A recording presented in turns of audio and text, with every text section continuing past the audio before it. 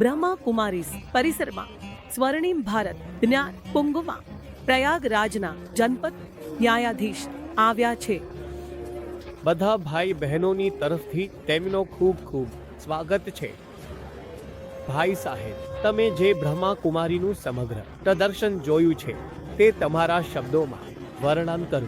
કોઈ પણ એવી જનતા જે ઓછા વાંચેલી હોય તેને ચિત્રો અને પ્રતીકો દ્વારા કેવી રીતે બુરાઈથી સારા તરફ પ્રગતિ કરી શકે છે તે માટે આથી શ્રેષ્ઠ ઉદાહરણ ક્યાંય નહીં મળે.